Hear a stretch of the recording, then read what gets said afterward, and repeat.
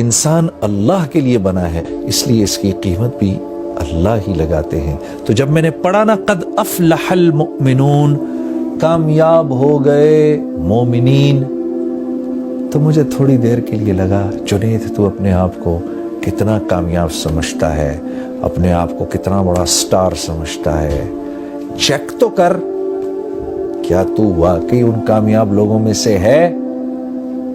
کیا تو واقعی اتنا کامیاب ہے جتنا کامیاب تو اپنے آپ کو سمجھتا ہے؟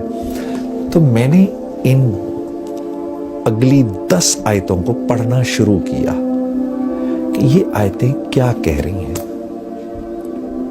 قد افلح المؤمنون، بالتحقیق مومنین کامیاب ہو گئے۔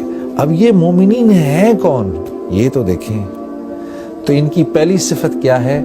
الذین هم فی صلاتهم خاشعون، جب نماز میں کھڑے ہوتے ہیں، اللہ اکبر، جب نماز میں کھڑے ہوتے ہیں تو ساری کائنات کو بھول جاتے ہیں۔ جب کہتے ہیں نا اللہ اکبر، علماء کرام فرماتے ہیں جب ہم یوں کرتے ہیں نا اللہ اکبر، تو ہم دراصل پوری ہمارے کرنے کا مطلب یہ ہوتا ہے اللہ کا جتنا ما سوا ہے اب چلا جائے پیچھے، ہمارا اس سے فی الحال کوئی واسطہ نہیں، کیونکہ ہم بادشاہوں کے بادشاہ، ہم اپنے خالق، اپنے مالک، اپنے اس رب کے سامنے کھڑے ہونے لگے ہیں جو وحدہ لا شریک ہے، جو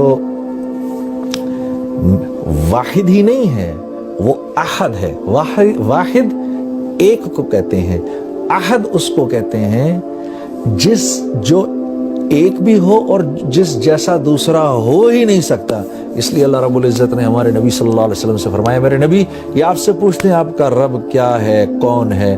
آپ فرمائیے قل هو اللہ احد۔ تمہارے اتنے دماغ ہیں ہی نہیں کہ تمہیں اللہ رب العزت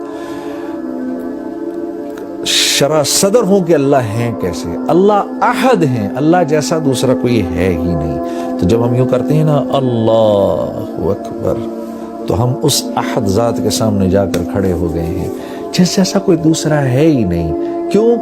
وہ اکیلا خالق ہے، اس جیسا کوئی خالق ہے ہی نہیں، ہو ہی نہیں سکتا اس کے، بلکہ اس جیسا کوئی خالق تو کیا کہنا، اس کے سوا کوئی تخلیق دے ہی نہیں سکتا۔ انسان ایجادات کرتا ہے۔ ایک صاحب نے مجھ سے کہا کہ بھائی دیکھیں نا ایک کاغذ تو ہم نے بنایا، انسان نے بنایا، گاڑیاں ہم نے بنائی ہیں۔ میں نے کہا ایک منٹ، انسان جب کسی چیز کو تخلیق دیتا ہے نا تو اس میں 4 پروسیسز ہوتے ہیں۔ انسان کی تخلیق میں 4 پروسیسز ہیں، جن میں سے 1 2 3 اللہ کے ہیں، 1 انسان کا ہے۔ اللہ کے 3 پروسیسز کیا ہیں؟ جو چیز انسان نے تخلیق کی ہے اس کے انگریڈینٹس کا بنانے والا ایک اکیلا اللہ ہے۔ پہلی بات یہ۔ دوسری بات یہ، ان انگریڈینٹس کی جو کوالٹیز اور جو پراپرٹیز ہیں، ان میں پانی کا پیاس بجھانا، لوہے کا سخت ہونا، لکڑی کا ہونا،